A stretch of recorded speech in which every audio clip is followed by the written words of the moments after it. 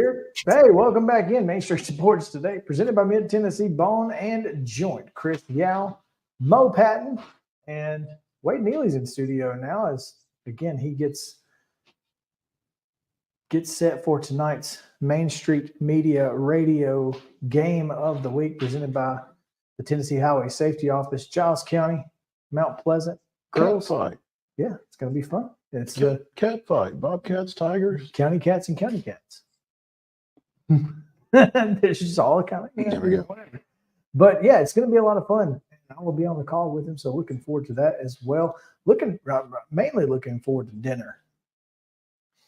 That's what I'm looking forward to. You better hurry. Oh, we're going to get out of here pretty quick, I can tell you. You know what? I might catch up with y'all. It's not that far. No. From there to Hampshire Unit School. There you go. Yeah, you just cut right across. Hop over. Yeah. There you go. Yeah, I think that's the jam. That may be what you do. I'll see you. The pizza place is where we'll be if you want to come by. Come on through. Pull up, as the kids would say. There you go. I said something the other day on Twitter, and I don't remember what it was, but it was some new slang term that everybody's using on TikTok. And the guy said, "You don't have to say that. You can just say this." And I was like, "Yeah, but if I don't, then how will I stay hip with the kids?" There you go. And I put the meme with the hello fellow kids. Yes. Put that meme down there. It's like that's the only way I can do it. I don't know what do you want from me? Pull up. So anyway, we are talking NBA now because in the association last night there were a couple of things that took place. Number one, Draymond Green. And this didn't happen last night, but the incident did not happen last night. The fallout took place yesterday. Yes.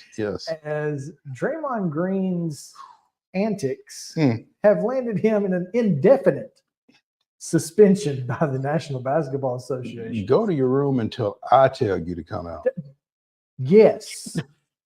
That's exactly what's happening here, and I think it's great. Or as old school coaches would tell you, you're gonna run until I'm tired. Again, much needed. So his third ejection results this year in his indefinite suspension from the league at this point. Year.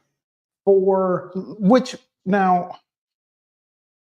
John Morant was suspended for 25 games. Mm-hmm. He's still not back yet.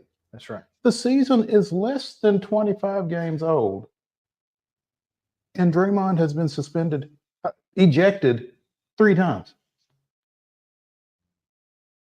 3 times in 23 games. The Warriors are 10-13, by the way.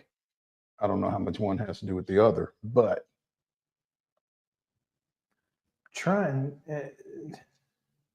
He wasn't. There we go. He wasn't was he ejected in one of the in-season tournament games? Because those don't count. That I couldn't tell you.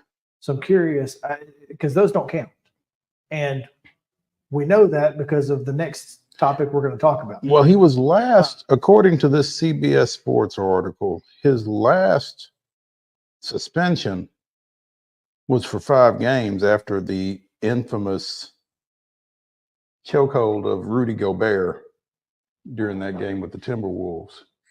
Looked like you tried to put him on a sleeper. But, I don't know if there was one during the in-season tournament that I did not really pay a whole lot of attention to.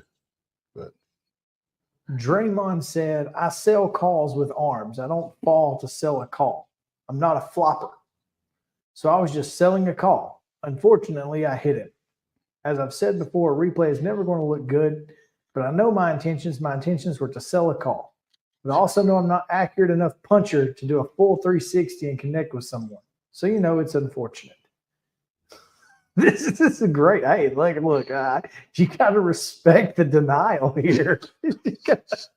Well, I mean, as my dad used to tell me, if you're going to tell a lie, stick with it.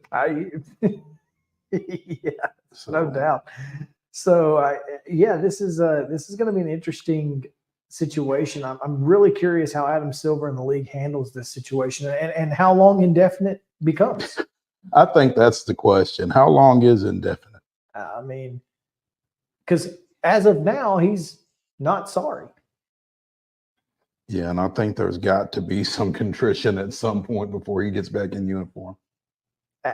So after further review, you know what? I really am sorry. I mean, and I don't know how you get there from that denial. I don't know how you get there. I don't know how you get to my bad from I didn't do it. Yeah. So this is going to be. It wasn't a punch. Yeah, no. This is going to be interesting. This will be one of the more interesting things that happens in the NBA this year. So, does he get more games or less games than Ja for doing something that is legal, was not on the court, was not in season, was it? Mm-mm. I don't know. Did not involve another player. And certainly did not involve actual assault. Right. So, does he get more or less? I think it ends up being less. That's unfortunate. I Especially given Draymond's history. Yeah, I think it ends up being less if he does find a way to say he's sorry. But yes, Justin, give us that statement.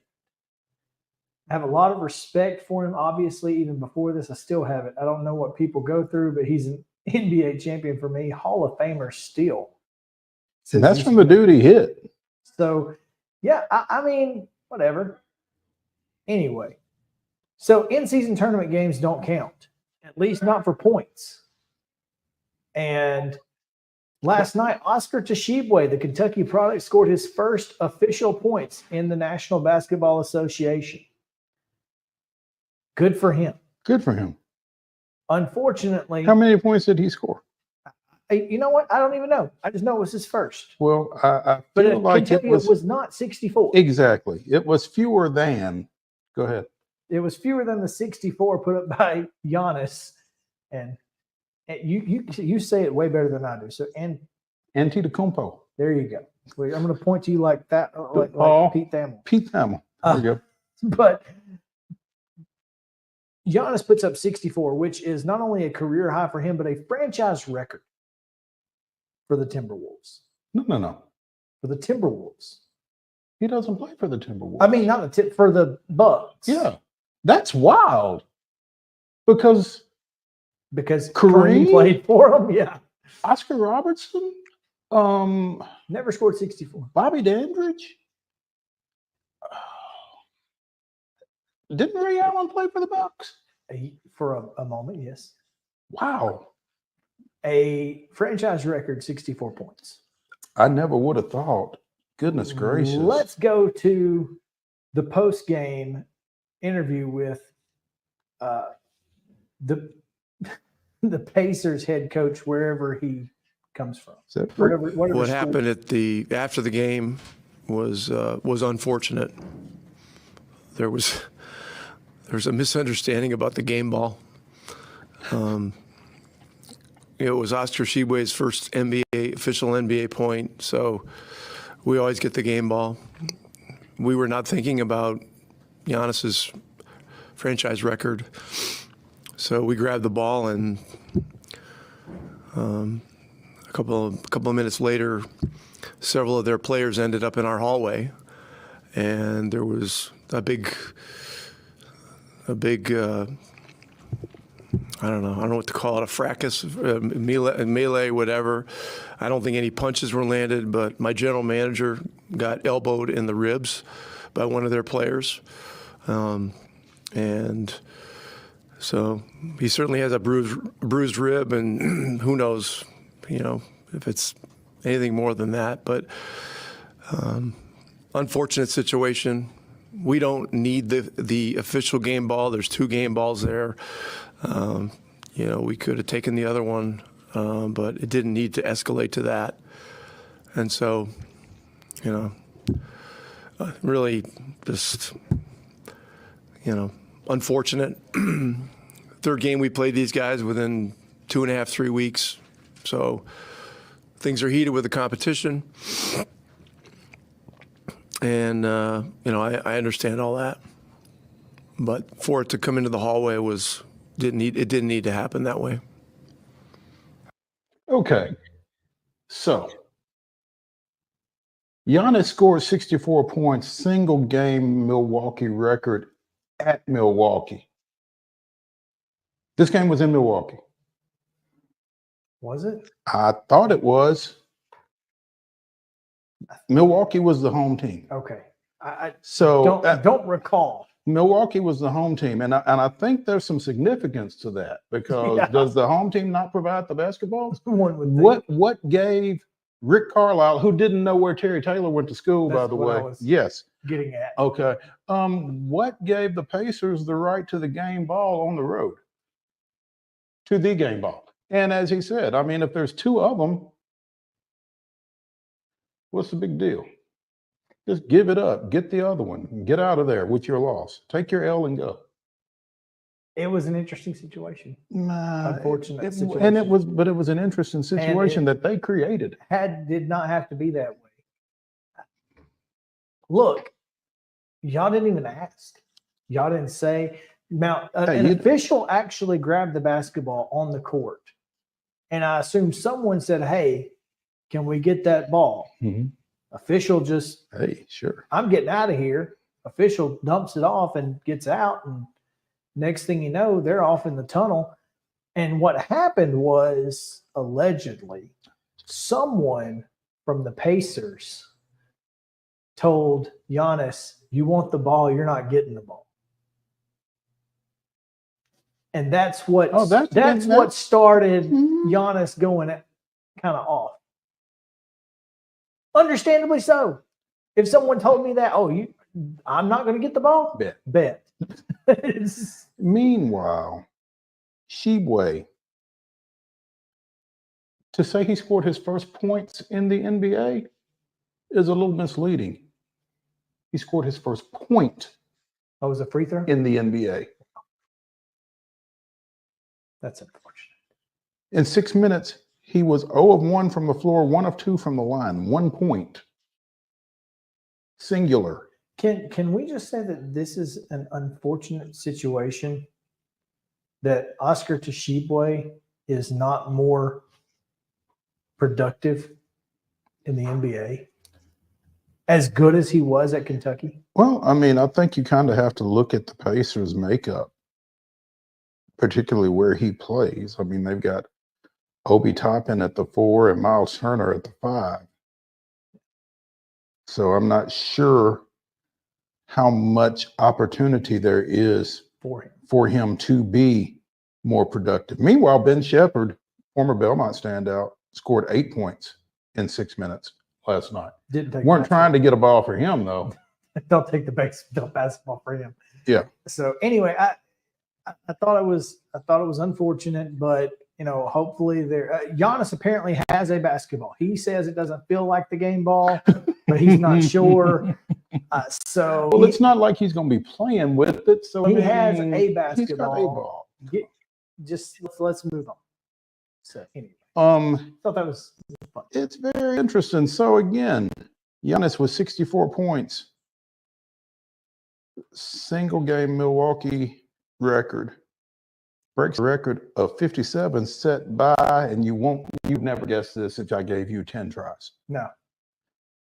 Michael Redd in November of 2006, former Ohio State standout Michael Redd scored 57. Giannis scored 55 in January of this year. Which tied Kareem's Bucks high. And Brandon Jennings's Bucks high. So let's see. Giannis has had 54 twice. Kareem had 53, 4 times. Giannis and Michael Redd each had 52 along with Kareem. Jrue Holiday and Chris Middleton each had 51. So did Kareem twice. So 64. 64. A new mark for the Bucks franchise. That's crazy. All right, let's take a break with Mid-Tennessee Bone and Joint treats your orthopedic injuries and existing conditions. Our trained physicians will get you back in the game faster. Contact us at 931-381-2663 or www.mtbj.net. With Lee Company technology, the best handymen are hands-off. Lee Company techs have been using visual findings and other smart technology tools for years to add transparency and virtually take customers along. You see what we see, whether we're in a crawl space or on a roof. With Lee Company, technology helps us help you, no matter what's happening in the world or at your house. Jones & Lang Sporting Goods here in Columbia has been outfitting teams, officials, and anybody else from T-ball to college for 50-plus years. Be sure and check them out at 931-388-8060 or online at jonesandlang.com. Jones & Lang Sporting Goods, the look of a winner. Zion Christian Academy, zioneagles.org or 931-388-5731. You can schedule your appointment. Go tour their campus. It is beautiful over there, and you're definitely going to want to see it. Again, it's zioneagles.org. Give them a call, 931-388-5731, and schedule your tour today. Custom Stone Handler supplies over 600 distributors and suppliers with quality stone products. Along with River Stone, we produce and distribute over 100 building, landscape, and other bulk products. Our goal is to provide quality products, service, and partnerships to ensure our customers' success. We firmly believe that the measure of any person or company is how they treat other people and customers. Give them a call at 931-490-4990 or visit CustomStonehandlers.com. Mid-Tennessee Bone and Joint has been the official sports medicine provider for Murray County Schools for more than 40 years. We specialize in orthopedic service, and our Ortho Quick Walk-In Clinic lets you bypass the ER. Visit us online at www.mtbj.net.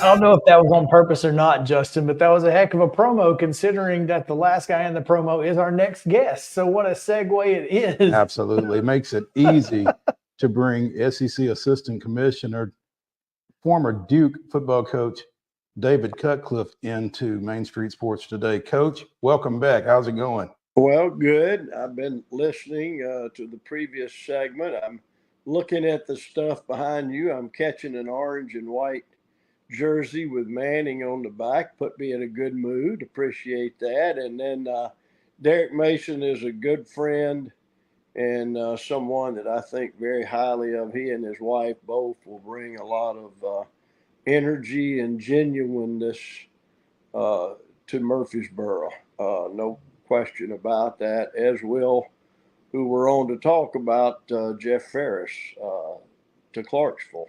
Tell us more, Coach, about Jeff Ferris, the new Austin Peay coach, because he was with you during your time over at Duke. Yeah, I knew Jeff's family when I was in Knoxville. They became good friends, and Jeff was a really good high school football player that was probably headed to Harvard when I got the job at Duke, and a great student, great person. And I immediately recruited him to come to Duke. I knew he would make us better on and off the field, which he did. And it's amazing to watch what he did. I can tell you that kind of, I didn't know what Jeff exactly wanted to do. He had the intellect to do anything he wanted to do. Then he told me right off the bat, he said, Coach, I want to sit, even though I may play defense or offense or receiver. He said, I'd really like to sit in the quarterback meetings and learn football, listening to you talking about that position and talking about defense. And I said, sure. So as a player, he basically ran our scout team defense because he knew what we were trying to get looks at quarterback. He was back there in the secondary doing that. Did some things in the kicking game for us as a player, but in 3 years he was graduated from Duke with a perfect GPA, and I'm telling you, smart. He makes me really dumb, okay? And he's brilliant. Then he got another degree the next year. It was in economics, I think, his degree. Mm-hmm. And then he got a master's in economics. And then I hired him as a GA. I wasn't going to let Jeff leave. So he was a graduate assistant for us and went to graduate school in divinity. Now I'm even feeling worse. I'm like, hey, I'm the real blue devil. Maybe I'm the black devil. And Jeff goes to divinity school and does great. And then at 24 years old, I made him the youngest assistant position coach in the Power Five. He at different times coached receivers for us, coached tight ends, coached quarterbacks, coached part of special teams. And Jeff and I used to talk a lot about this. I would get young people asking me, young coaches, Coach, how can I become a head coach? Well, you don't become one. You have to be one from the get-go. You have to understand that you should be the best football coach on the staff, meaning no offense, defense, line play, special teams, secondary. You got to have a thirst for it. Well, I told Jeff that when he was a freshman talking to me about coaching. I would come into the office and he would be sitting in John Latina's office, our offensive line coach, learning offensive line play. So I think people that are listening to this are understanding who Jeff Ferris is. And when he was a GA, I had a coach on our staff, Sonny Lubick's son, Matt Lubick, who I love dearly. Matt was a great organized recruiter and signed a lot of players for us from California, from just about everywhere. And Jeff sat with him and talked recruiting every day. And so he quickly became the best recruiter on our staff. He is tireless. He's got great energy. But I started this by comparing he and Derek Mason. He's genuine. He is a great person. His wife, Natalie, is a great person. I felt like a grandfather everywhere because all of our young coaches all got married and had children throughout our career, through 20 years at Ole Miss and Duke.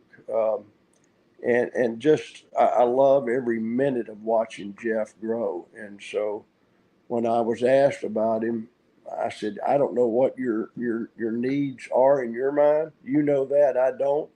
Jeff Ferris already is a head coach. He just doesn't hold the position. So I'm excited. He won't even hardly answer my text, which makes me smile because I know he's 900 miles an hour. I got one at 1 a.m. this morning, which is appropriate for him. And but he knows, I'm here for him anytime, and I'm excited to see what happens to already a program that's really been on the rise and taken other good steps under Gerald Harrison's care. So I'm really excited for the people that are around Austin Peay and the great town of Clarksville. And by the way, prayers there. I know a lot of people that suffered a lot of loss there in a lot of ways. So, yeah, pray for all you guys in Middle Tennessee. That was frightening. Well, Coach, we appreciate that. And I know you go way back with Clarksville, one of the greatest offensive linemen ever to play at the University of Tennessee, Harry Galbraith from Clarksville. But you mentioned Gerald Harrison. You and he were at Duke at the same time as well. And I figured that might have had something to do with this. Well, he got introduced to Jeff that way. I brought Gerald from Tennessee to Duke. And, I think it was an opportunity. Gerald was, looked at in a way I think at Tennessee was a little different. He came in and got an assistant athletic director's position. Just took off from there. After Kevin White saw him, I don't know, a year and a half or 2 years over there with us, he snatched him from me into the mainstream of senior associates. And he went from there. And Gerald is a superstar in himself with a great work ethic. But yeah, that exposed him to Jeff. I mean, when y'all are around him and you spend time with him, you're going to see what I'm talking about. He's a great person, but he's eloquent. He can speak. You got to slow him down sometime. I say, Jeff, we're in the South, man. His parents are both from Boston. So I said, hey, we can't calculate that many words a minute. Okay.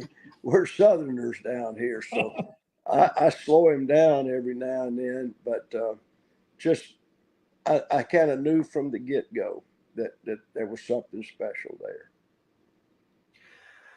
Coach David Cutcliffe joining us here on Main Street Sports today, talking a little bit about new Austin P football coach Jeff Ferris. And, you know, Coach, you mentioned it. We've got a great contingent of football coaches in Middle Tennessee at the collegiate level right now, with Derek and Jeff coming on board. It just feels like this is a really good time for Middle Tennessee. And you know, when you talk about taking that next step, this is obviously a program that has, like you said, been on the rise, but Jeff gives them the ability to continue doing that through, you know, the game being an offensive game right now. It feels like, Yeah. when you are trying to be at that highest level of the FCS, it feels like it's a quarterback driven game. How does Jeff play into that? You know, he just got a massive quarterback recruit from East Carolina, a transfer. It's already paying dividends. This is going to be a big step for Austin P and for Jeff. It feels like this is not his end game. Yeah, I had him coach Riley Leonard when Riley came in, and Riley just made them incredible jumps in progress, and you know, it got him ready. And Jeff's got a great reputation already offensively, and those kids are going to know that. But what I talked with Jeff about is at the FCS level, sure, you're going to lose some people occasionally to the portal that get lured to the FBS or even a Power 5 level, but you got a program there at Austin P. And you get the right people instilled in the right spots, and you build around it. But he knows how to develop a program. That's what we had to do at Duke. It was not instant success. You got a chance to develop some greatness there in every position. And I know he's carefully going through his staff to know that he's got to have coaches that win every day. And Jeff's got one thing on his mind, and that'd be national championship. And why wouldn't you think that? You're in a playoff-driven league, and you know that's what he's going to strive to do and build. But you surround yourself with winners. You surround yourself with people that have those same focused goals. I don't know if I like the word goals. Sometimes I just think daily habits are champions. That's where you see the difference. And so whether it's a Peyton Manning, a Eli Manning, you know, all these guys, Heath Shooter, to speak of some, and then of course Daniel Jones and Riley.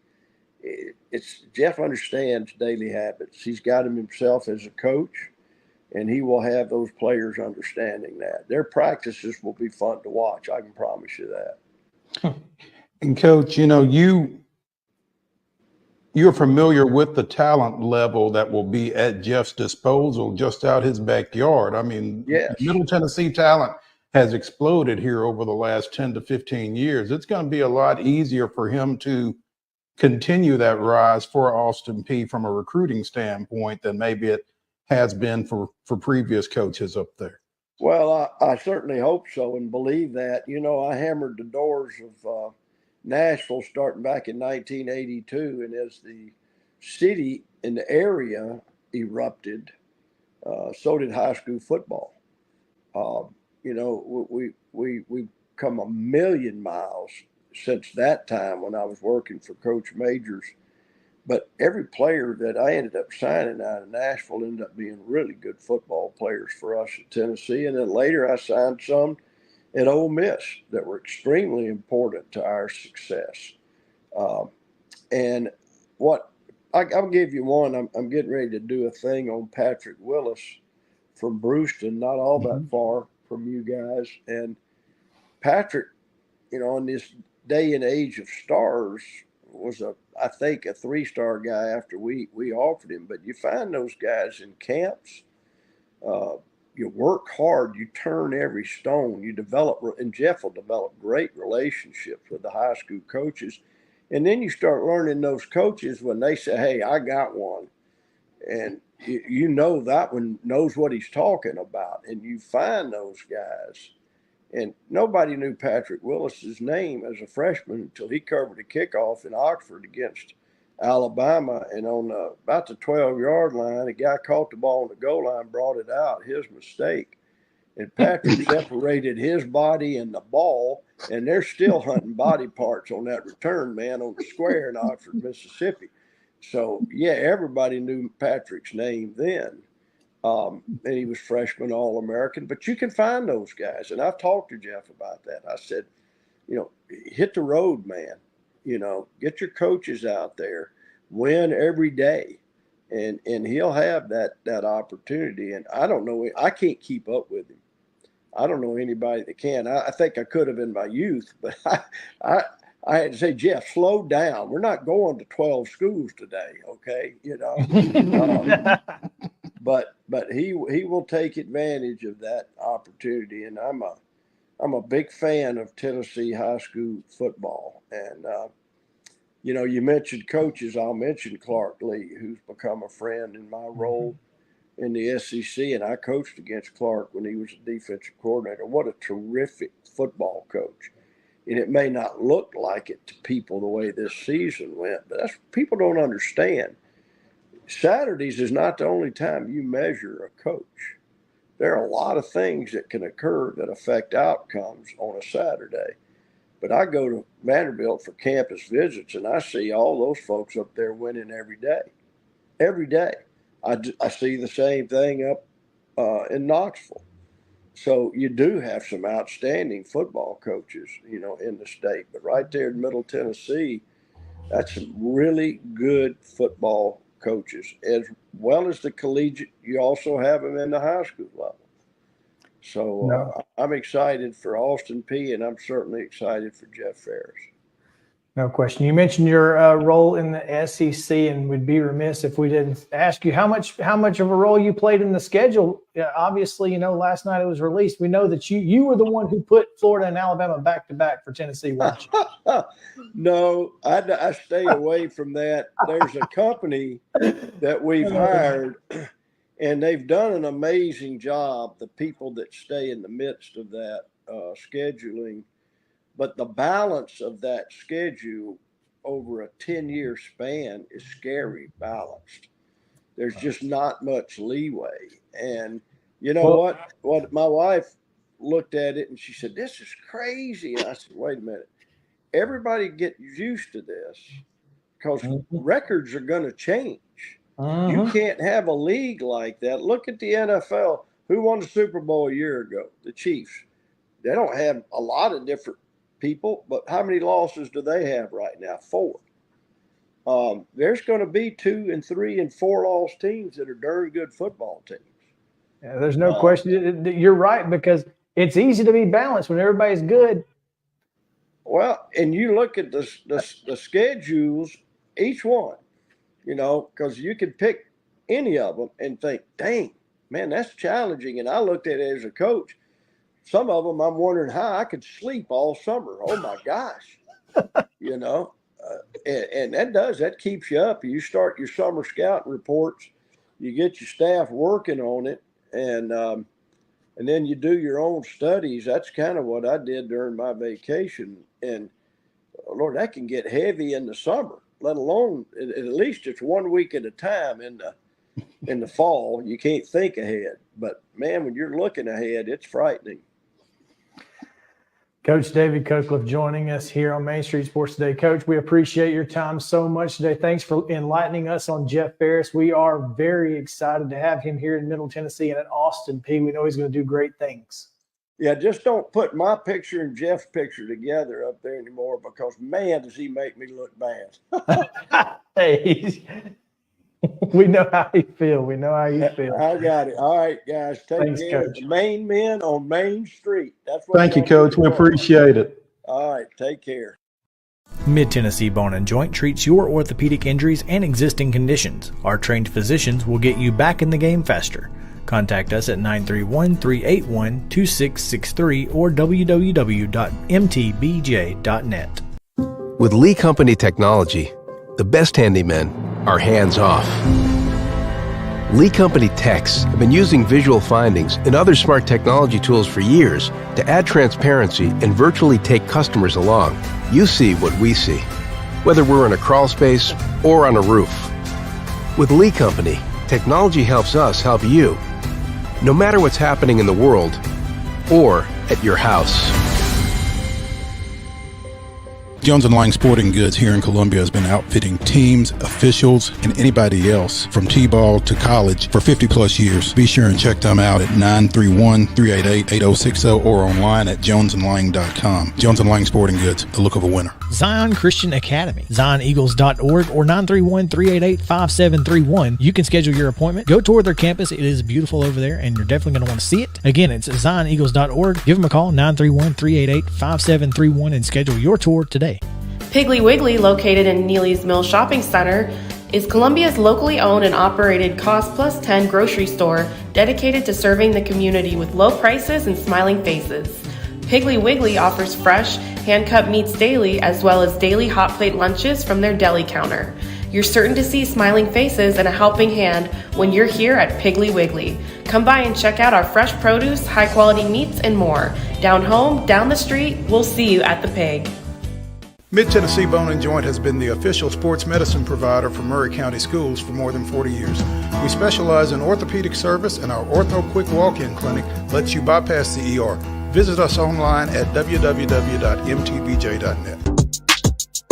Back now on Main Street Sports today, presented by Mid-Tennessee Bone and Joint live again after Throwback Thursday, throwing it back to that interview we had last week with David Cutcliffe about Jeff Ferris up at Austin P. And always a good time when you can get Coach Cut on. So I would have him on every week if we could. yeah, he's fantastic. He'd get tired of us, but it would be fun while it Just lasted. story time with Coach Cut would be fantastic. I mean, that story about Patrick Willis was as good as anything we've got.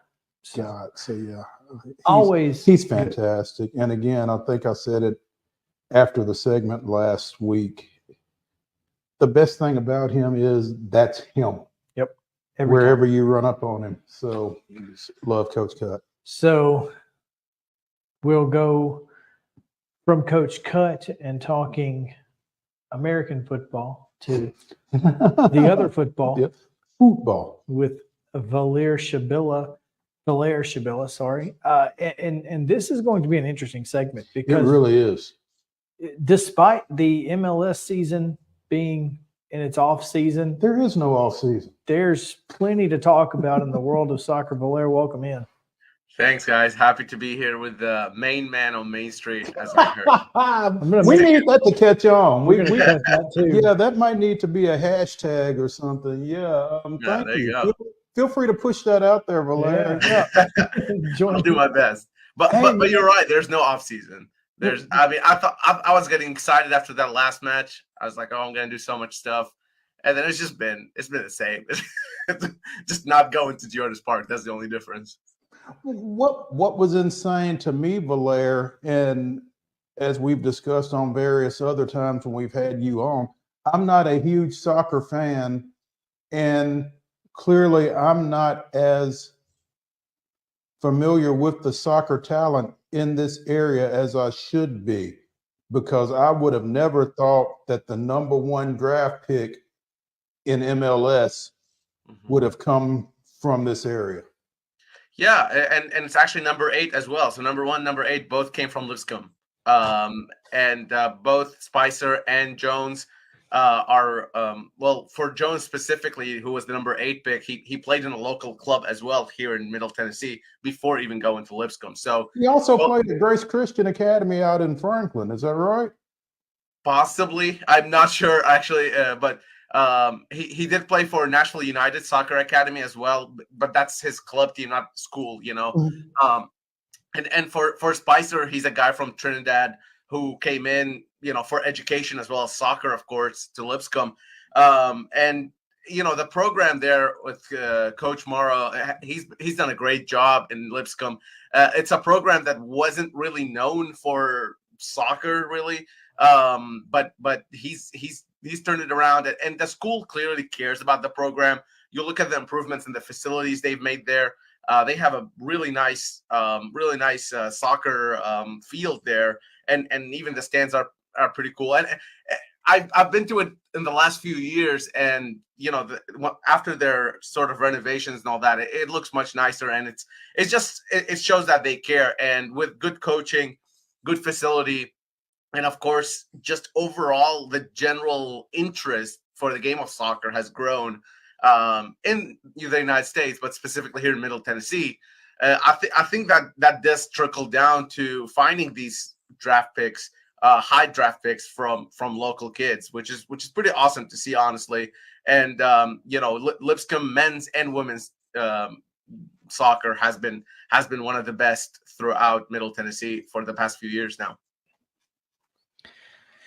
Yeah, it's impressive to see that, we've talked about the level of high school football players in this area over the last decade has improved drastically. And it's not just football, though, just the level of athlete in general in all kinds of sports has increased just ridiculously as people have, the influx of people have moved into the mid-state. So it's just really cool to have that connection. Like, wow, number 1 and 2 top 10 picks. That's absurd. And I think also there was a kid drafted out of Clemson who is from Fairview. Yes. Brandon Parrish. Yeah. Parrish's last name. He did play high school soccer here in Middle Tennessee as well. And he, I believe, won national championship with Clemson last year, if I'm not mistaken. He went in the second round as well. And he was able to get drafted as well. And it is interesting to look at all these kids who I honestly think a lot of this has to do with Nashville SC, but also just overall, especially in Williamson County. I think there's been a lot of soccer, a lot of people caring about soccer more, and then now we see it in sort of these areas around Nashville, whether it's even if it's the school programs, high school, middle school, the level of soccer compared to when I went to John Overton High School and kind of the soccer that I watched. I never played because I'm not that good, but I was friends with all the guys, right? And I would watch them, and the level of those high school games and those college games have just gone tremendously higher up. Just in eye test, obviously it still takes a lot, and Nashville is not known as a hotbed for soccer talent or anything like that compared to some areas in the country like Dallas, for example, LA, even areas like Charlotte, DC. Those are areas that there is a lot of soccer talent coming out of it. So Nashville becoming one of those. And one thing I do want to mention is the Nashville SC Academy, because what makes MLS different than NFL or any of the other leagues that we have in America is that the draft is like, maybe the third or fourth most important thing to get young talents. It's third or fourth most important mechanism to get young talent. Academy, international transfers, those are higher up, more important than the draft. So the next step to see young talents is Nashville Academy guys. So kids who have been in the Nashville Academy since they were 11, 12, grow up and sign that professional contract. And they have one right now in Adem Sipic, who did sign the first ever homegrown contract with Nashville SC. So that's a kid who's played in Nashville, who's part of the Nashville Academy, who currently, as of 2024, will be a Nashville SC player. Now, he'll probably play most of his minutes in Huntsville, their second team, of course, but he's still a Nashville SC player, and he's the first ever homegrown kid to have that contract. So that's kind of the next step in the evolution. It's not just getting the college kids, also having a functional academy that's producing talent for Nashville SC and for other teams as well. It could be the second division teams. It could be other MLS teams. Could be international teams. Okay, great. Valeria Shabilla joining us here on Main Street Sports Today, presented by Mid Tennessee Bone and Joint, as we're talking a little professional soccer and trying not to get out over our skis, basically, because this is a very educational. I mean, every time we have Valeria on, we learn something because he knows a lot. We know, and we know nothing. So, I mean, I think, and I really think that's to our credit a little bit, because I'm not going to try to tell you I'm a soccer expert. I'm not, but we can put you in touch with folks who are, and Valaire definitely qualifies. So Valaire, one thing I noticed in the MLS Super Draft is a lot of these kids that were drafted, like Malachi Jones, they're underclassmen. What is their situation? I mean, they have the option to come back to school, you know, with the transfer portal. That's another story, but I mean, they have the option to come back to school or sign immediately. Or how long does their drafting team retain their rights if they don't come out right now? How does that work?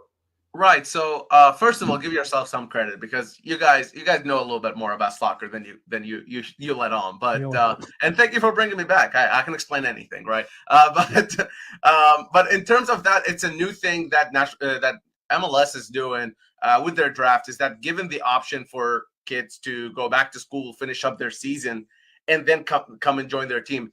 The teams that drafted them will have their rights until they sign for a different team. And if another team wants to sign them, then they'll have to buy those rights from that team. So they will always have those rights if they play in MLS. Now, of course, they can probably go and sign somewhere internationally.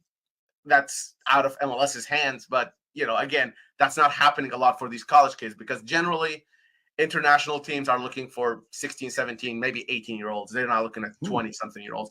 For Nashville SC and for teams who drafted these younger underclassmen, like you said, it might be for their benefit for them to go and play their last season or their last 2 seasons with their school, because that is guaranteed minute for these kids. So if they come and join your team or even your second team, it's not guaranteed that they're going to play. They might sit on the bench. They might not find a spot. And some of them might just find it hard to adapt, right? So maybe they want to go finish up their degree or anything of that nature, right? So you want to give them that option, I think, and most importantly, since they've already committed to go into this team, you know that you can bring them back. And the one thing about the college draft or the super draft with MLS is that very, very rarely do players end up playing meaningful MLS minutes the first year they're drafted. Very rarely, especially not attacking players. Generally, what happens is that they come to the team, they get sent to the second team, or maybe they start training with this first team a little bit. Maybe they'll get a minutes in the Open Cup, which I know we'll talk about in a second. Maybe they'll get some minutes in these other competitions. Maybe they'll go with the team to a preseason, but very rarely are they playing meaningful first minutes. And sometimes they go on loan to USL or second division teams, right? So that could be their loan. Their loan is that they're going back to their school team and playing there. But these guys who are getting drafted, they're playing every single minute for their school team. They're the captains. They're that solid center back that's going to play every minute, start every game, or that striker who's scoring goals. That sort of experience they probably can't get with the second team with the pros. But again, there are some teams who have maybe more complex style of play, who would want kids to come as soon as possible and play for them as soon as possible. Now, those teams generally kind of skip the draft altogether, trade all their picks away, and just develop their own kids separate from the draft. Like Philadelphia Union, every year the Philadelphia Union just gives away all of their picks and say, nope, we're good. We don't want to use the college system. We'll just use our academy. There's a couple teams like that around the league, but Nashville SC has been a big fan of the draft so far since they came to the league, and they've used it as a mechanism and developed some really, really fine players from it.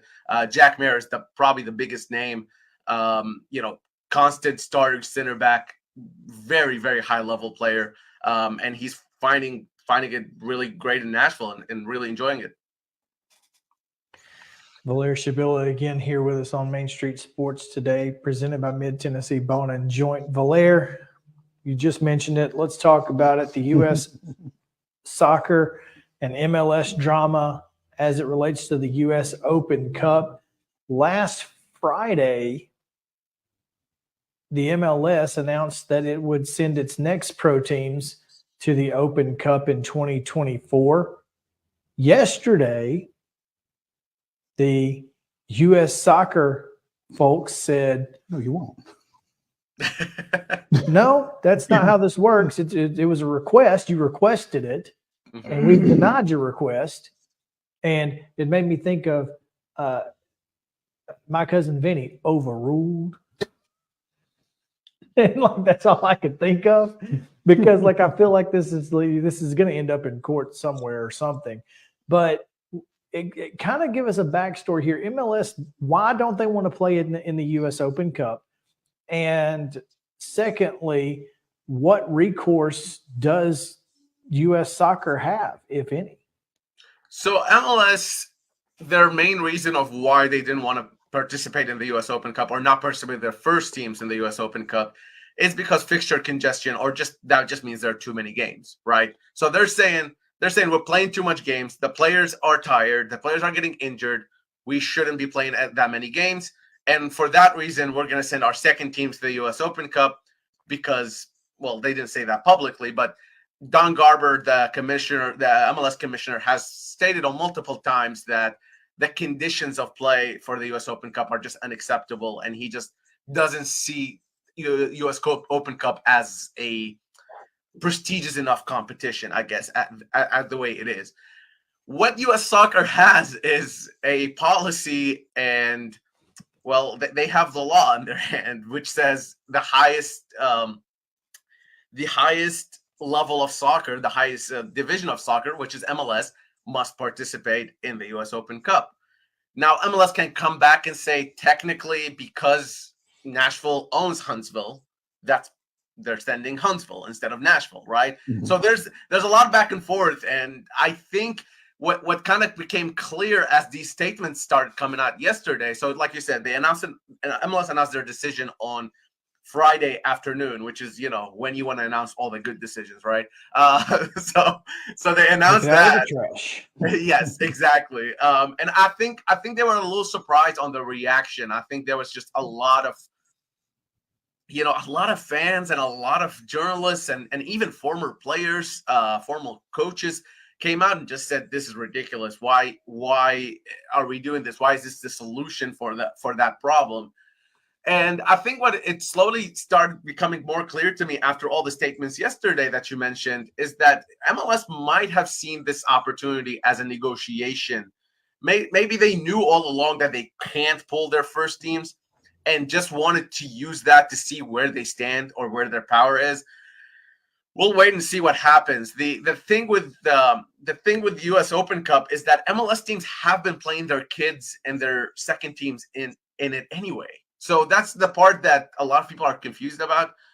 There are the MLS rules, the MLS roster rules are very complex, right? So you can't play X amount of internationals. You have to play X amount of local kids, whatever. However, when the team plays in the U.S. Open Cup, those rules don't apply because MLS rules do not apply to U.S. Open Cup. So Nashville SC can theoretically bring all the Huntsville guys and play as Nashville. And that's so because U.S. soccer doesn't have those restrictions, the MLS roster includes, to put in baseball terms, the Major League Club, the AAA club, the AA club, the Single A club, the Rookie Ball club, everybody. Yeah. And you can play anybody you want. All right. They can bring academy kids. They can bring like you said, anyone within that franchise, which is a lot of players. So what you're telling me is there is no recourse for U.S. soccer here. Well, yeah, I mean, the thing is they just want the name, right? So when you look at a competition and you see Inter Miami, let's just get to what everybody's asking about. You see Inter Miami versus Pittsburgh Riverhounds, whatever, who is a USL team. You're going to be more interested in that because there is a possibility that Messi's going to play.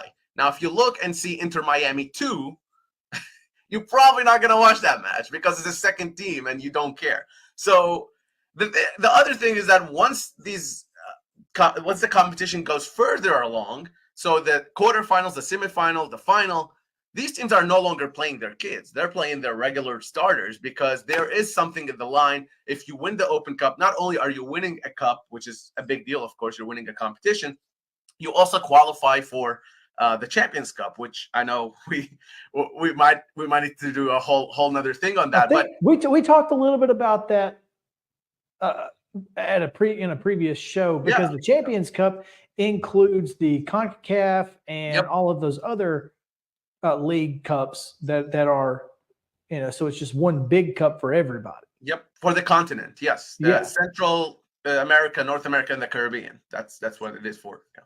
And so, say that's the case.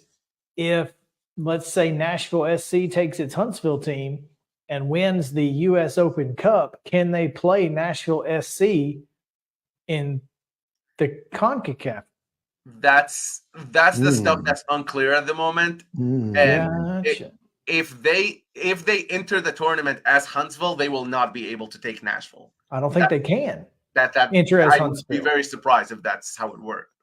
The other way around, you can though, right? If you're playing under Nashville SC's team, then you can take whoever you want, because again, the CONCACAF rules, who governs the Champions Cup, they're not as strict as the MLS roster, right? So there's no cap for CONCACAF, for example. So you can realistically sign a player for a day, have him play this game, and then he goes away. I mean, nobody's doing that, but since there are no restrictions, or not as many restrictions, I should say, as MLS, you can play your Huntsville guys, for example, here, and you can play your second team guys as well. This is absurd, is what it is. And I think this is going to end up being a battle that neither one of these organizations want to fight. But I feel like the U.S. Open Cup has a lot more to lose. They definitely do, right? And in terms of marketability, if you lose the MLS name, if you lose the MLS team names, your tournament's already way less marketable. However, the U.S. Federation, U.S. Soccer Federation, sits under CONCACAF. CONCACAF sits under FIFA. And there are some rules from FIFA and CONCACAF and the U.S. Soccer Federations that prevents MLS from pooling their teams from the U.S. Open Cup. That's just the law as well. And that's the thing with soccer. Now, FIFA and CONCACAF are not known to be the most transparent organizations out there. No. So, I wouldn't hold out too much hope there. And the other thing I think we should mention is that the U.S. Open Cup is such a historic tournament. And when I say historic, I don't mean just that it's old. It's also very important. So each country has a national championship, if you would call it that. And the U.S. Open Cup is America's version of that. It started in 1914. It's over 100 years of history. And it's the only continuous soccer competition in the United States that has even half as much as the U.S. Open Cup. There isn't even one. MLS didn't start till 96, just to give you an example. The other thing about the U.S. Open Cup is that it gives opportunity to teams like USL teams and below teams to participate.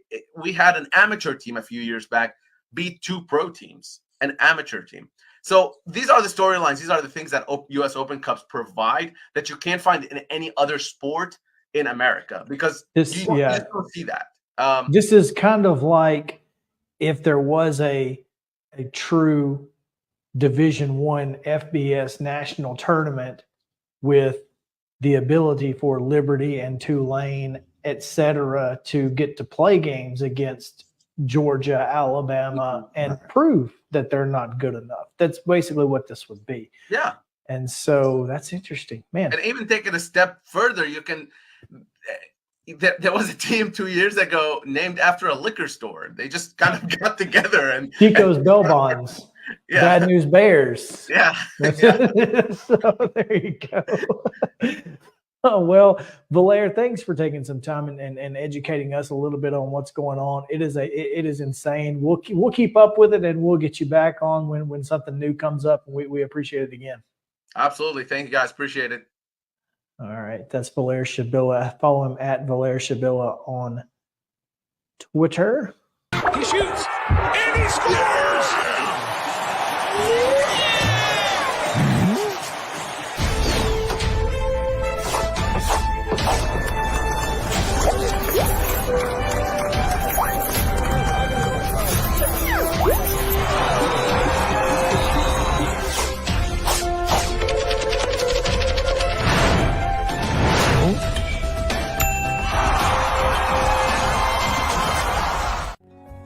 Since 1975, Mid-Tennessee Bone and Joint Clinic has treated the orthopedic needs of Middle Tennessee residents.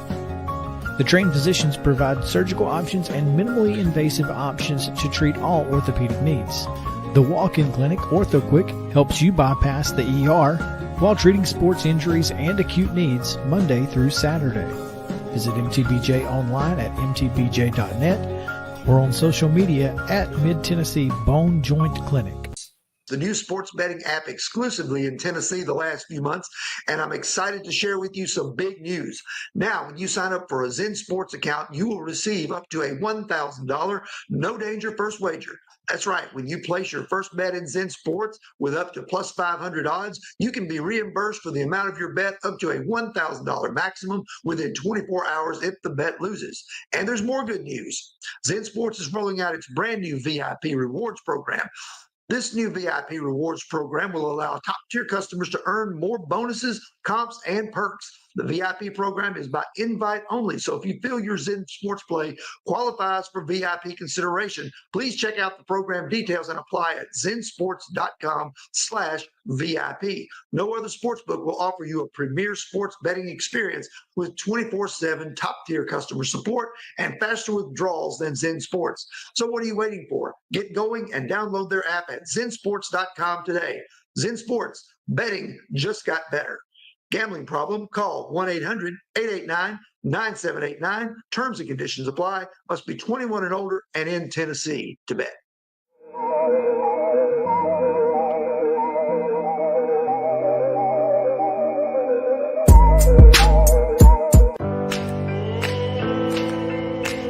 Smiles. These are the healthy smiles of real Delta Dental members. Folks with access to the nation's largest network of dentists and low-deductible plans with 100% preventive care coverage, all backed by over 65 years of expertise. Go online or give us a call to learn about affordable individual plans that meet your needs. 1-855-844-0445.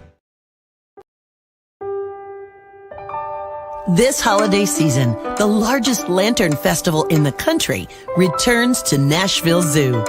Witness more than 1,000 handcrafted Chinese lanterns featuring brand new designs, including towering mythical beasts, a life-sized Santa's workshop, and a 100-foot-long dragon. Welcome back to Zoolumination at Nashville Zoo. Bigger, brighter, and better than ever. Hey, welcome back. It's Main Street Sports Today, presented by Mid-Tennessee Bone and Joint. Chris Yao, Mo Patton here on this Wild and Wacky Wednesday. The weirdest and wildest news from across the world still to come later in the show. Should be interesting, as always, because you never know what kind of lawsuits might pop up in these things. We still got an hour and a half. Exactly. So looking forward to that and much, much more. Right now, though, I want to get into the Shield, as there are reports, Mo, that Bill Belichick is out at the end of this season. Even Pat McAfee said it to Robert Kraft's face on game day. He's like, we're not looking forward to what you've got to do. I mean, he just put it out there. And Kraft basically said, our goal is to win football games. Well, they're certainly not reaching that goal. And they're not reaching that goal right now. So, except against Pittsburgh. Bill Belichick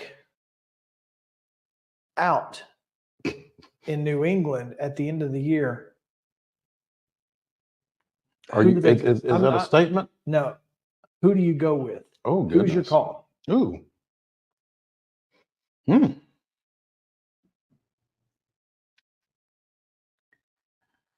think Robert Kraft could do a whole lot of folks a favor if he called Nick Saban.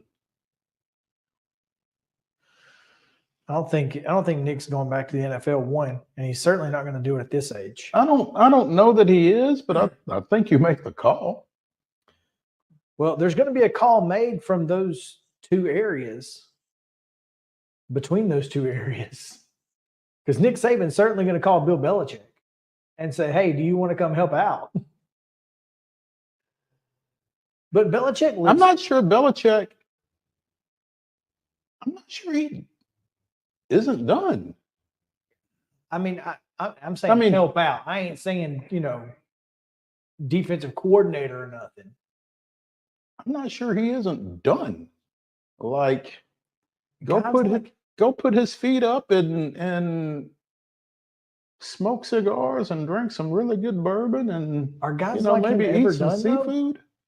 I mean, guys with that kind of mindset and drive, are they ever really done? I don't know. He lives here, Mm-hmm. not in Columbia. He lives in Middle Tennessee. Well, he was dating a lady who actually graduated from Franklin High School. I don't think they're currently together.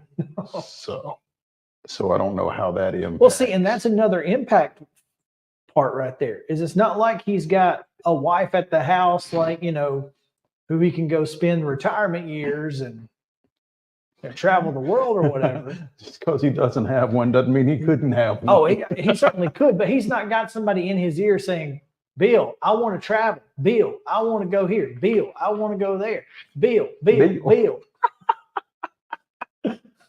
He don't have that.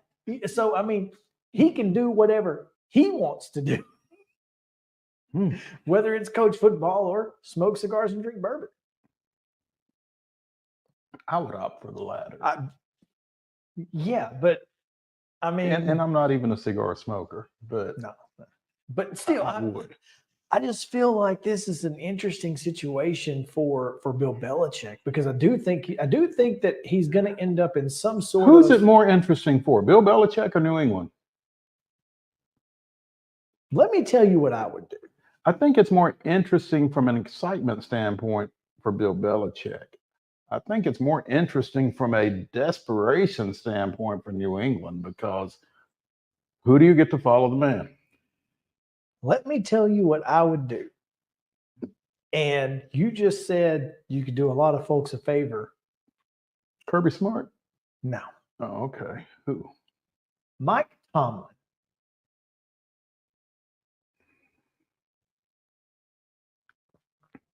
I'm just saying. You could do worse. A lot worse. And I mean, maybe Pittsburgh needs a breath of fresh air. Maybe Mike Tomlin needs a breath of fresh air. But he doesn't have a quarterback in Pittsburgh. He doesn't have a quarterback in New England. Why is he? I mean, and it's a quarterback-driven league, as we've said 8 million times on this show. If I'm a coach in that league in particular, I got to know who my quarterback is before I make that move, particularly if I got a job. But do you get out ahead of the posse? I don't know that Mike Tomlin necessarily has to get out ahead of the posse, because, again, if Pittsburgh were to be that stupid, I still feel like he would have a job before they had him replaced.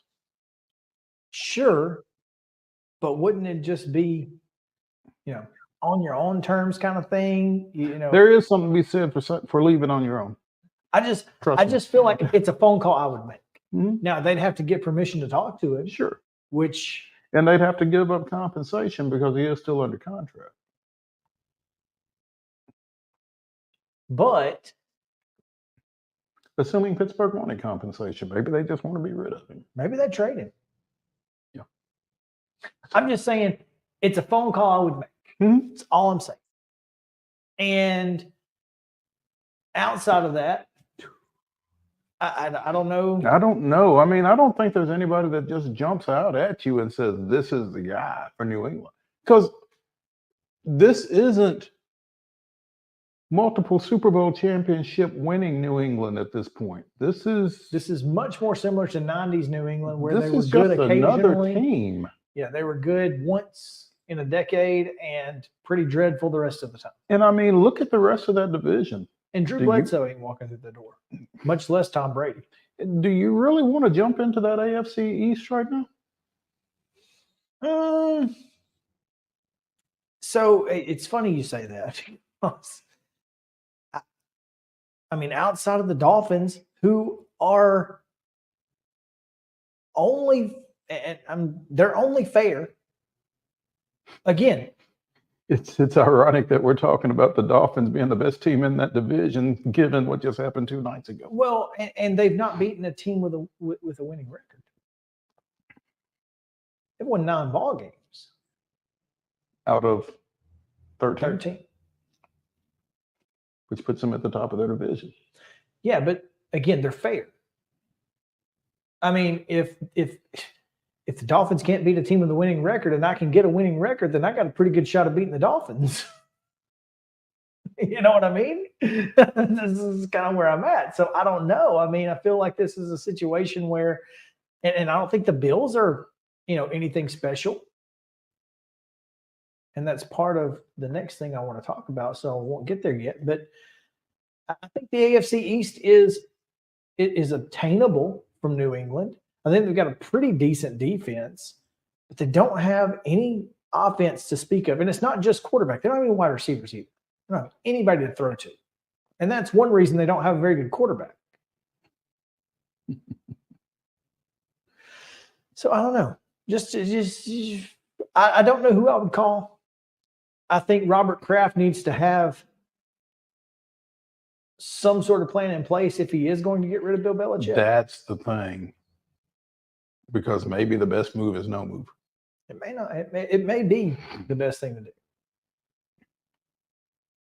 But I can tell you, I don't know. But then at that point, it becomes a question of whether it's even Kraft's move to make, because Belichick might, again, just be done. He may just be done. Hey, man, I'm going to go watch film with my buddy Nick, and we're going to chit-chat over whatever. And then he's going to, go coach on Saturday, and I'm not going to do anything. I'm just going to sit here and watch football. I'm going to watch the Baumhauers or whatever. And have a good time. So, yeah, I think that would be interesting. Now, Cam Newton. He without a job. Cam.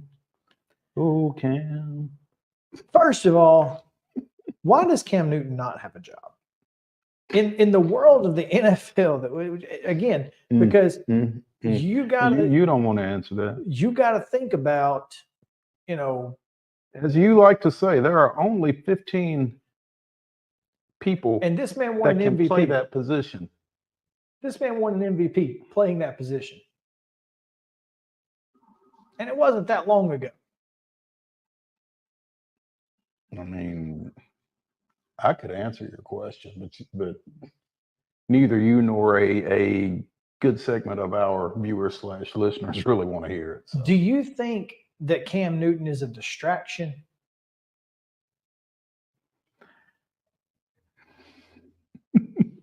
Is that part of why he doesn't have a job? Are you familiar with the name Andrew Gilliam? Yes. I don't think he's a distraction, but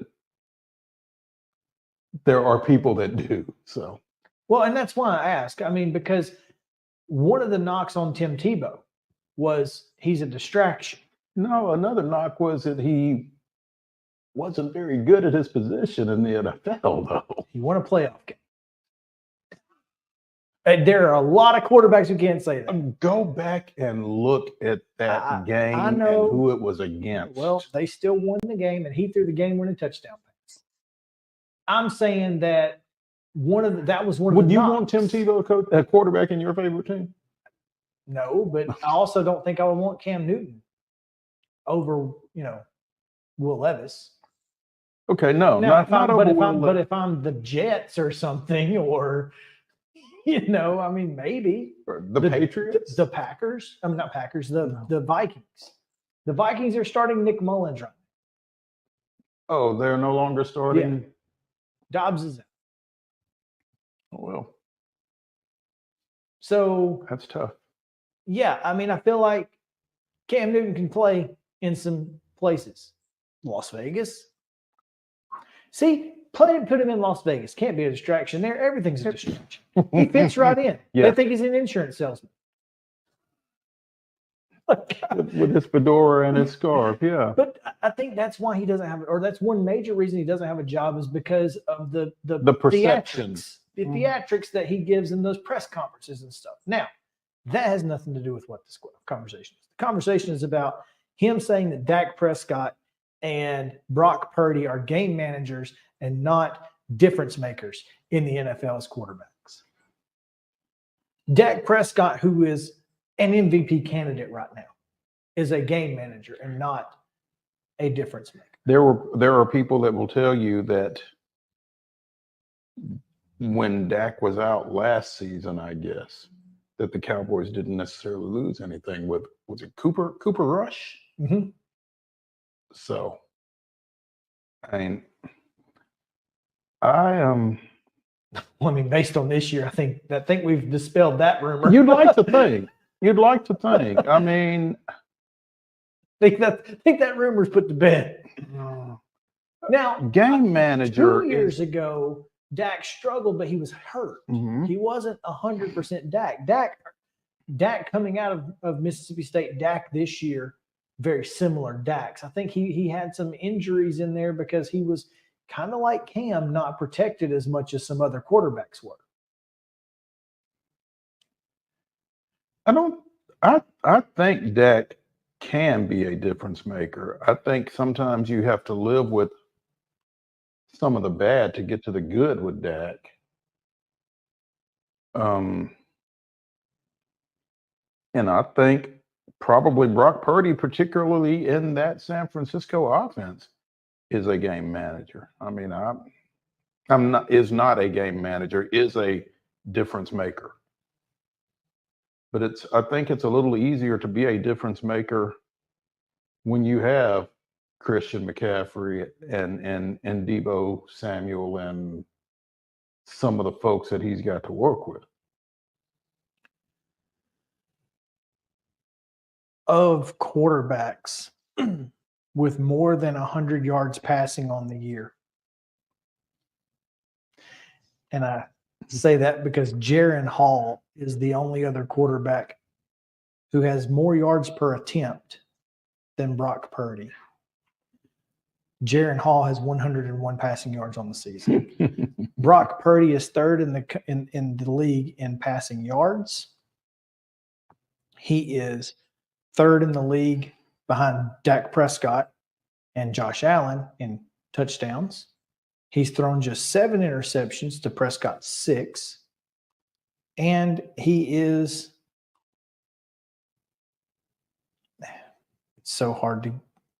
he is the highest ranked quarterback rating in the league of quarterbacks with more than 100 yards passing. Mm-hmm. Malik Willis has a little bit better. Yeah, I don't. Brock Purdy is a Super Bowl winning caliber quarterback. He's not a check down Charlie, as they like to say. No, he 10 yards an attempt. He lets it fly, and he's got guys that can go get it. That's the thing. Sure, but you got to have guys who can go get it, but you also got to be able to make the correct decision on who to throw it to. Which of those guys? Yeah.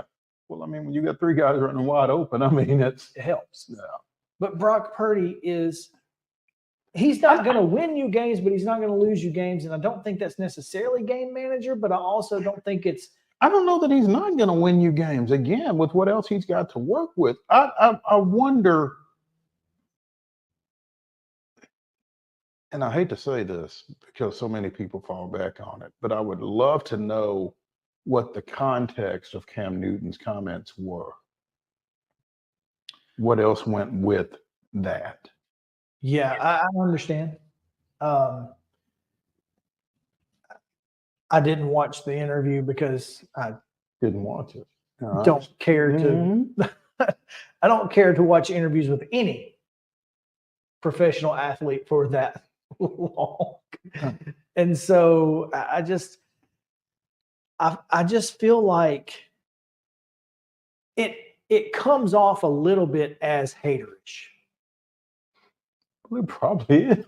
But here's the thing: because Cam probably wonders or feels if like they can do it, I could do it. I can still do it. If Russell Wilson's got a job, I ought to have a job.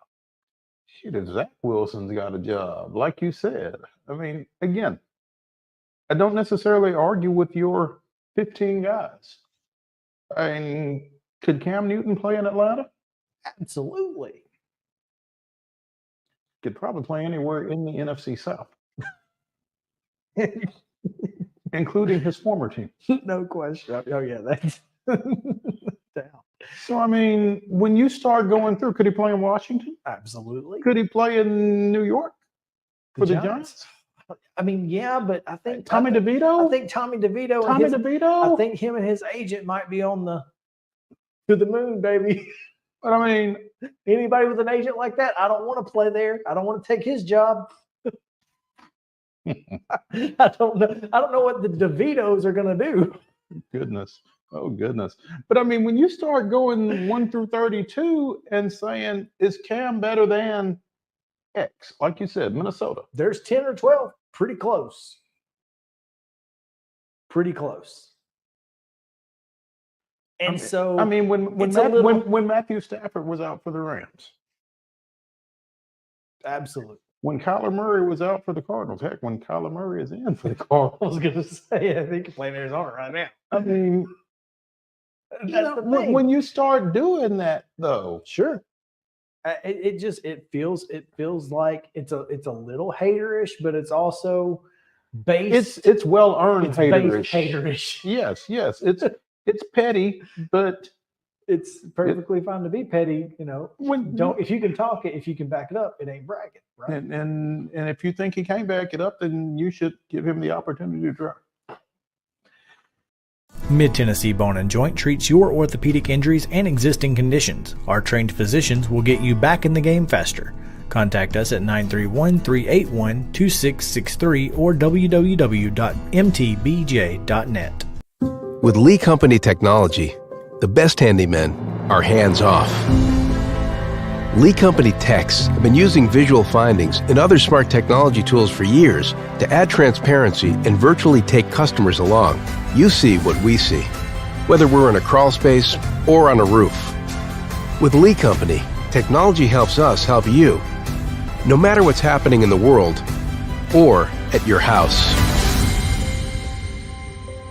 Jones & Lang Sporting Goods here in Columbia has been outfitting teams, officials, and anybody else from T-ball to college for 50 plus years. Be sure and check them out at 931-388-8060 or online at jonesandlang.com. Jones & Lang Sporting Goods, the look of a winner. Zion Christian Academy, zioneagles.org or 931-388-5731. You can schedule your appointment. Go tour their campus. It is beautiful over there, and you're definitely going to want to see it. Again, it's zioneagles.org. Give them a call, 931-388-5731, and schedule your tour today.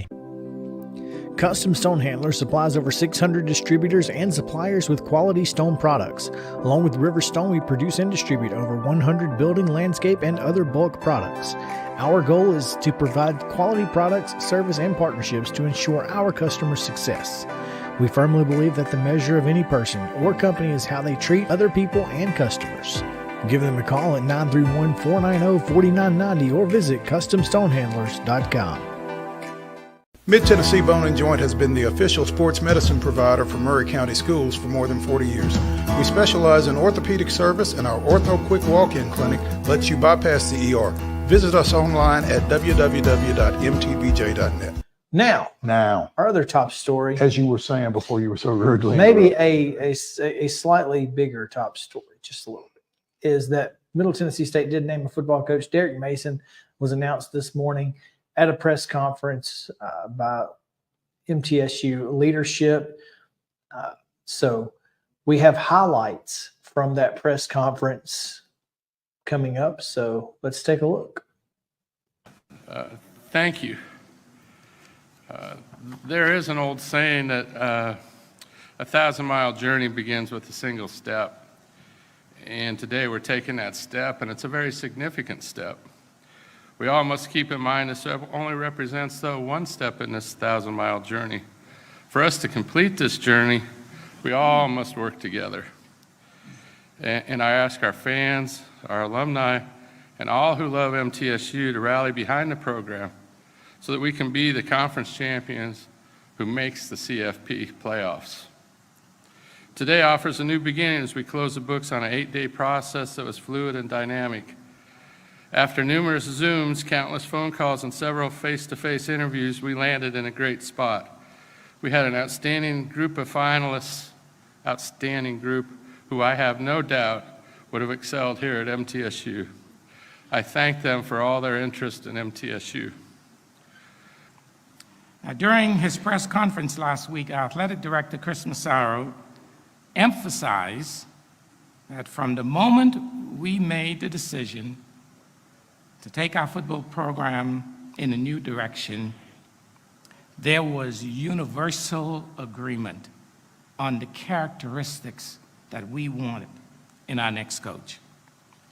And you no doubt have heard about our desire to select an individual who will engage our supporters and build a rapport with not only our supporters but also our fans, but also a coach who will effectively engage those outside of the Blue Raider family. A coach who will bring new interests to our program and create excitement among state and national media. Our new head football coach, ladies and gentlemen, whom I will introduce in just a few moments, I believe with all my heart and soul has that ability.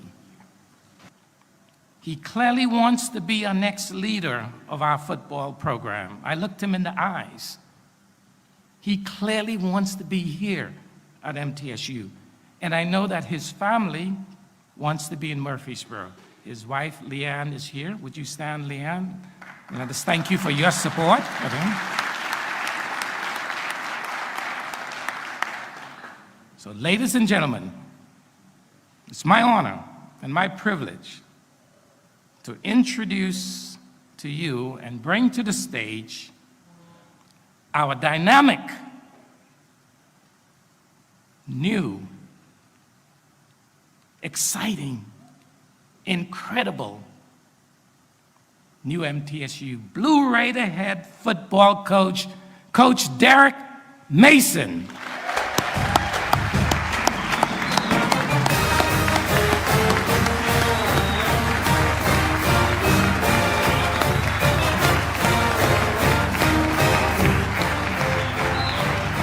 Wow.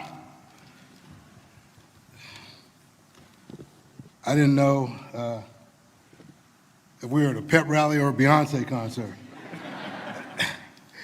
My thank yous would like to start with the Board of Trustees. I want to thank them. I've had a chance to talk to a couple of our board members, and this is a special place. And they've been able to tell me how special, and for me, it's resonated. I'd like to start with talking about our players, okay? And I had a meeting with our players last night. Dr. McPhee and Chris and I sat down and talked about the idea of wanting them to be the first recipients of our relationship and what this thing was going to look like. So instead of meeting this morning, we met last night, impromptu meeting. And what I can tell you, much like many 18 to 22-year-olds who are in the dark and don't quite understand, what just happened to them, a lot of hurt in the building, just wanting to know and understand what's next. So we started with what's next. We started with the idea of me talking to them about just love, loving them, meeting them where they are, and understanding that every one of those players is valued and valuable within our program. Stay here, be a Blue Raider. And I think having an opportunity to shake every one of those players' hands. Okay, I shook every player's hand. I had a chance to talk to our coaches. I wanted to know names. What started is maybe something that may go 20 minutes. We were in there at least for an hour and 45 minutes. Why? Because mending relationships and love takes a little bit of time. So let's get that right. I love Tennessee. I feel like Nashville has become the entertainment capital and hub of the South. And when you look at what we have here in the borough, from the Ville to the borough, it's exciting. We are connected, but very much our own community. We are blue collar, just like the blue we wear. Hard-working folks wanting the opportunity to be great. So let's be great.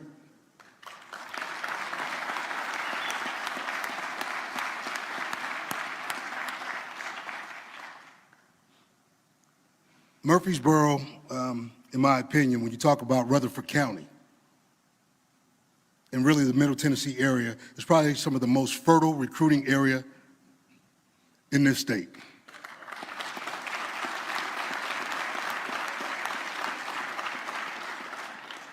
Talent on talent on talent. And it's our job to keep it here.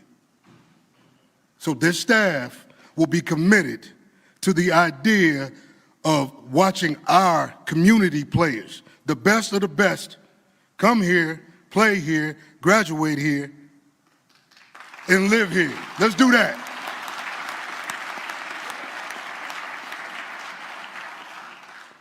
MTSU graduates 5,000 students per year. 5,000. That's exceptional. 1 in 6, they reside in Nashville, a graduate. 1 in 6 graduates resides in Nashville. So when I talk about the Ville to the borough, you don't think we're well represented? We are. We got to wake it all up. It's time to shake it up. Time to let everybody know who we are, where we sit, where we stand, and what the mission is. We want to win championships here. Make no bones about it.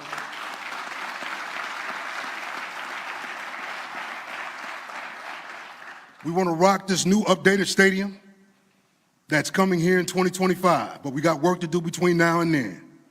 The commitment is there. The work's got to be done. So we'll get to work.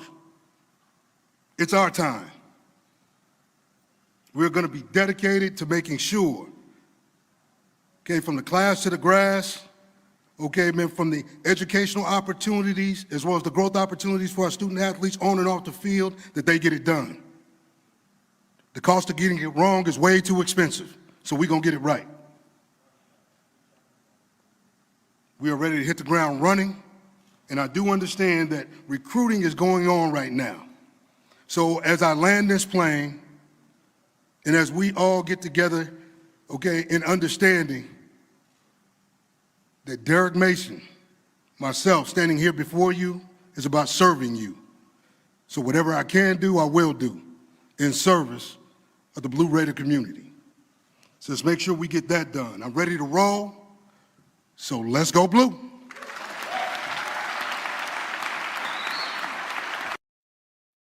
Man, I was there when all of that was being said this morning, but hearing it again just kind of sends chills as an MTSU graduate. So. It hits a little different when you can hear that second time and you get a chance to really, because you're in the middle of a bunch of people and you're trying to listen. And you're listening for different reasons right. At that point. You're listening for sound bites and to take notes and that kind of thing. But again, as a graduate, as somebody who was there when MTSU was going to Division I AA playoffs and that kind of thing. And as someone who covered the program when it was making the transition from 1AA to D1, and with a Hall of Fame coach in Boots Donnelly, to just see that excitement and hear that excitement in that room this morning was really exciting. And like I said, I was there, so had the opportunity to get some additional individual interviews with Derek, with President McPhee, and with Chris Massaro. So we've got those for you as well.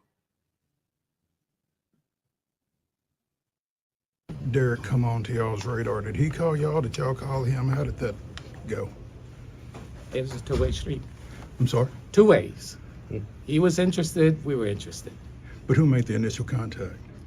I can't remember exactly, but I think the AD, I think it was Chris made that initial contact. But he really fit all the characteristics that Chris and I talked about before we even start the formal search. And then we had a lot of folks who called us, but in the end, we got who we wanted. Anything else? Both. He's no stranger to Rutherford County and the football here, and Williamson County football and Davidson County football. And that was one of the things that was attractive to me and to Dr. McPhee, is he kind of had a home court advantage, and he knew the area, so we don't have to draw maps for him on how to get to Brentwood High School, and how to navigate our state. And let's not forget about Memphis, and how we navigate that. And so he has those inroads. So we don't have to GPS him to the local high schools. So to me, that was really important as well, Darren. Well, you got to go meet players where they are. So, I mean, it's about getting in living rooms. It's about getting in front of these high school coaches. When I was able to recruit at Vanderbilt, look different. Okay, all the way around. Still wanted the academic rigors. Here, we still want the academic, prowess. We want student athletes, man, who want to achieve. And let me say this, and I want this to go out to our student athletes, the guys that we're looking at recruiting. You want to play football, develop, okay, man, and be a really good player? Come here to MTSU. Okay, we're gonna get that done. The whole NIL deal, hey, I get it. I get where it's at. I get where we're going. Okay, man, I want to be a part of it. But let me tell you something. It's about retention. It's about making sure, okay, that we develop the guys in this area so that our fan base can come watch our own, okay, man, play at a high level. Yeah. Really, it was going to take a lot because me and my wife talked, coordinator jobs, NFL opportunities. I mean, I spent a lot of time during the off season. Myself, Leslie Frazier, and some other coaches. We're on Zoom calls on Thursdays, man, just talking about NFL ball. I probably really saw myself going right back to the NFL, to be honest. And that was where my focus was. I mean, it was coordinating in the NFL and getting back to that. But there was just something about this job, home. I've been here in Tennessee now 10 years, and I may seem new to some people, but 10 years in Tennessee, man, that's like 25 dog years, for other people in other places. Tennessee is a place that's grown, right? Especially the Middle Tennessee area. From the Ville to the borough, it's all grown. So it felt right to me. Okay, I'm a blue collar guy. I know I've coached at some upper echelon schools in terms of the academic deal, but this is an upper academic situation. So for me, I just feel like between the ball, between the opportunity, to be great, the community. I mean, I'm a community guy, so you're gonna see me in the community. That's really what I do. I mean, I'm gonna spend time, get our guys in the community. Why? Because it's a limited college experience, man, when all you do is play football and you don't get a chance to experience what the community has in store for you. It gives Mid-Tennessee Bone and Joint treats your orthopedic injuries and existing conditions. Our trained physicians will get you back in the game faster. Contact us at 931-381-2663 or www.mtbj.net. With Lee Company technology, the best handymen are hands-off. Lee Company techs have been using visual findings and other smart technology tools for years to add transparency and virtually take customers along. You see what we see, whether we're in a crawl space or on a roof. With Lee Company, technology helps us help you, no matter what's happening in the world or at your house.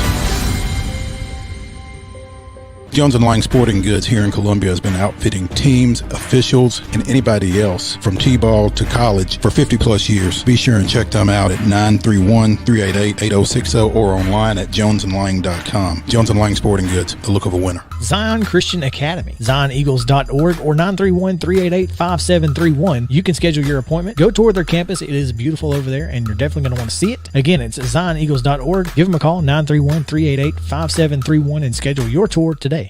Piggly Wiggly, located in Neely's Mill Shopping Center, is Columbia's locally owned and operated Cost Plus 10 grocery store dedicated to serving the community with low prices and smiling faces. Piggly Wiggly offers fresh, hand-cut meats daily, as well as daily hot plate lunches from their deli counter. You're certain to see smiling faces and a helping hand when you're here at Piggly Wiggly. Come by and check out our fresh produce, high-quality meats, and more. Down home, down the street, we'll see you at the Pig. Mid-Tennessee Bone and Joint has been the official sports medicine provider for Maury County Schools for more than 40 years.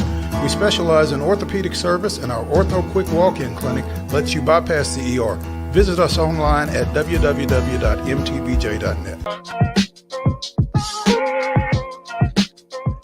Welcome back in Main Street Sports Today, presented by Mid-Tennessee Bone and Joint. We are live from the Lee Company studio here in Columbia. Chris Yao, Mo Patton. Glad to have you guys along with us as we continue talking about Middle Tennessee State's brand new football coach, Derek Mason. We are joined by News Channel 5's Steve Lehman to continue the conversation. Steve, thanks for joining us, man. You bet, Chris. Mo, how are you guys doing? Well, we're doing well. Just been running, obviously, as are you apparently. But appreciate you taking some time with us. But you know, you dealt with Derek quite often during his Vanderbilt tenure.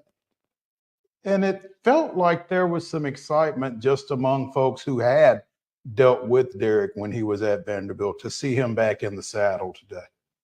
Yeah, I think that's fair. I think, number one, everybody who's dealt with Derek Mason knows the type of man he is.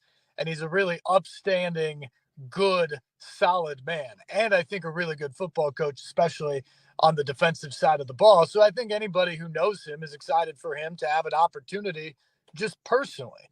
But the other side of this to me is Chris Massaro coming through on what he said he was setting out to do last week. And that's to try to reinvigorate this Middle Tennessee football program that, let's face it, the crowds have dwindled in the last few years. And it seemed like it had just gotten a bit stagnant for whatever reason, and that they needed to inject some life into the program. And he said last week, we need to find a guy who's got some personality to him and that brings a little bit of that pizzazz to the table for this football program. And you kind of wondered who that guy might be.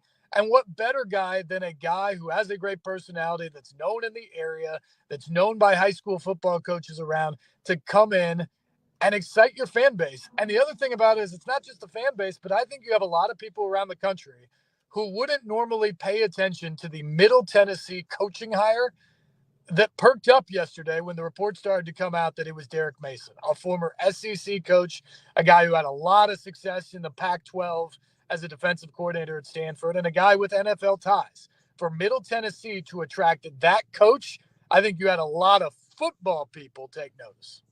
And you know, Steve, for all of the naysayers with regard to his record at Vanderbilt, Derek Mason is one of two coaches that have taken Vanderbilt to multiple bowl game appearances.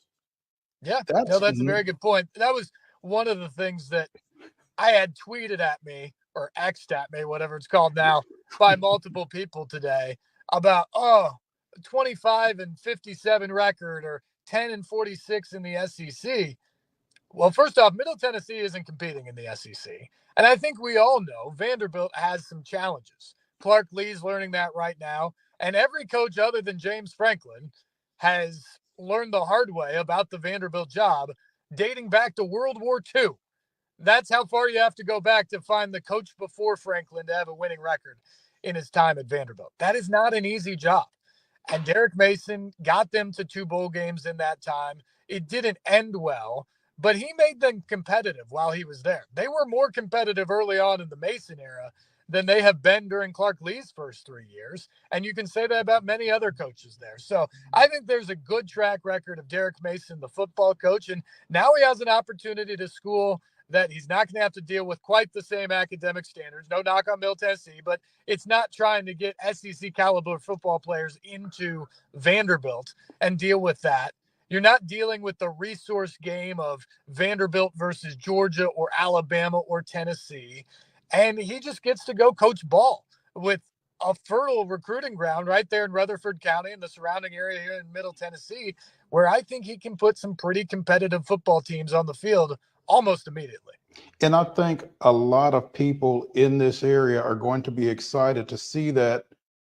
And go back and look at the rosters that he put together at Vanderbilt. He recruited this area. And so, as Chris Massaro was saying, he doesn't need a GPS to get to Brentwood or to Ravenwood or to Riverdale or to those places. He knows, he's been on those campuses. He's recruited at those schools successfully. And his team showed that when he was at Vanderbilt. And I think that's going to be something that's going to drive some excitement in this fan base as well. Seeing local I think kids. so. I think so, because when you have people who grew up watching guys play at Ravenwood or Oakland or Blackman or up at one of the Nashville schools or a Brentwood or something like that, when you see those kids then play for the local university, it's something to get behind. And I'm with you, Mo. I was sitting there today when Derek was talking about going around to Rutherford County and going to some of the high schools, and I was sitting there thinking, I bet it's like 85% of the time an FBS football coach is hired, and he couldn't tell you the county he was in at the introductory press conference because he's moving from across the country or across state lines or whatever, and he's been there for 12 hours. And now they just gave him a new tie reflecting the school color, and he goes out there and tries to act like he's one of them. Derek Mason has lived in Middle Tennessee for 10 years. He knows Rutherford County. He's recruited Rutherford County. He knows the coaches down there. And I think that is a really unique advantage that he has as he tries to hit the ground running. First of all, to try to convince the guys he has in the program right now that he wants them and that they need to stick around. But also, he's got, 20 days before National Signing Day? So he's got to get out there and beat the recruiting path, whether that's at home or out across the country. And to have that advantage of already knowing the local high school coaches, knowing the Kevin Creasy's, knowing those guys down there in that area that spoke very highly of him, that's a huge advantage out of the gate. Absolutely. And Chris Massaro even pointed that out, that he kind of had a home field advantage, so to speak, from that standpoint. So Steve Lehman with News Channel 5 joining us here on Main Street Sports Today, presented by Mid-Tennessee Bone and Joint. It just feels like a good hire, a great hire. I mean, I'm a little biased, I guess, but just from an objective standpoint, Steve, I mean, Tim, what's his last name? The DC. Tim Banks. Yeah, Tim Banks. I'm sorry. Was the other guy whose name was closely associated with this vacancy. And I don't know how far they got or what happened that he wasn't the guy, but Derek feels like to me a better fit for everything that we've already talked about. Yeah, I think basically everything we lined up is the advantage that he has over Tim Banks. He already was a head coach. He already lives in the Middle Tennessee area. He knows the recruiting ground in Rutherford County extremely well and around the Middle Tennessee area. All those things, to me, make a lot of sense and make Derek Mason a really good hire for this. Now, will that translate to wins? And most importantly for Middle Tennessee fans, will it translate to championships? Because Rick Stockstill won a lot of games as the head coach in Middle Tennessee. And Derek was quick to point out today that he really laid the foundation for what Middle Tennessee football can be in the FBS and in Conference USA. And now it's his job to build on that legacy. That's all well and good. But what Middle Tennessee fans really want to know, I hear all the time when they talk to me, is are we going to win Conference USA? Are we going to win championships? Because that is the thing that has been missing. And there's really no reason why they can't do it. And I think there's a lot of fans out there who have been frustrated as the conference itself has basically been completely overhauled in recent years. Just about the only teams that are still in it that were there just a handful of years ago are Middle Tennessee and Western Kentucky. I think a lot of the fans believed, if that's the case, shouldn't we be competing for a championship every single year, if not winning it? And the fact that it hasn't happened, I think, has rubbed a lot of people the wrong way. So they've got to ultimately get to that point. And I don't know if Derek Mason will be able to do that. I don't know who would be able to do that. But I think at least on day one, he wins you the press conference. He gets the buzz going for the program once again. There is excitement about Middle Tennessee football and a curiosity about what they're doing. And then you couple that with the renovation you're doing to Floyd Stadium, and I think you at least feel like you're putting the things in place to give you the opportunity to be a championship football program year in and year out. And that has always been the goal of the fan base. And now to me, it feels like the administration and the school starting to reflect that priority with this hire and the resources that they're putting into place. You know, as you mentioned early in this conversation, Steve, how it piqued the interest and perked the ears of football people from around the country, this hire. As I have been perusing the replies of different media members from here, from there, from everywhere, it's so funny that the only negative comments I'm seeing are from Middle Tennessee State fans. Everybody else from outside is saying what a fantastic hire for Middle Tennessee State.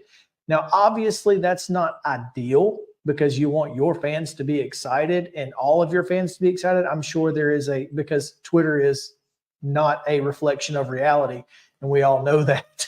But, that's got to be, maybe not day one, but in year 2, year 3, when he's already made leaps and bounds strides with this program, and you've got a brand new facility that's nearing completion or perhaps completed in that time frame, it's really going to pay off in the end after this, when this 5-year deal is done. I think that's true. And for the people who aren't excited about the hire, I guess my question to them is, who would excite you? And that's not to say, right. I mean, look, like, I'm not trying to tell you that Derek Mason is Nick Saban, but you're not hiring Nick Saban at Middle Tennessee. And so would you be that much more excited if you're a Middle fan and the announcement today was that Tennessee defensive coordinator Tim Banks is coming, or if they would have beaten UTEP to the punch and gotten Scotty Walden from Austin Peay? Are you more excited about that? I mean, if you are, I'm interested in the argument of why. But to me, you got a Power 5 level head coach, a guy who has been there and is taking teams to bowl games at that level at one of the toughest, if not the toughest, Power 5 job there is. He's a guy that is widely considered to be one of the best defensive minds in the entire sport, not just at the college level, but including the NFL level. So to me, if you're not excited about that, okay, but give me the guy who would excite you if that's the case. And so part of me wonders if that's just a little bit of the apathy that we've been talking about, that you haven't won as much as you expect, you're frustrated by it all, and you want immediate results. And I feel like today was a home run hire from the press conference perspective for most people who are looking at it reasonably. And if you don't like Derek Mason for whatever reason, then I want to know who you'd prefer to have in that slot that would make you more excited. Who would you want, and how would Middle get them? That's the question. Sure. And look, a lot of people did want Scotty Walden, and including, we talked about it would be a great hire if Scotty Walden had been hired at Middle Tennessee State. But I don't know that it's a better hire than this one. Mm-hmm.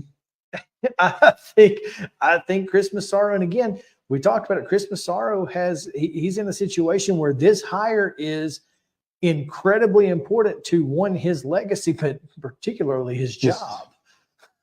And so it's important for him to get this one right. And, if this doesn't work, it will not be from a lack of effort.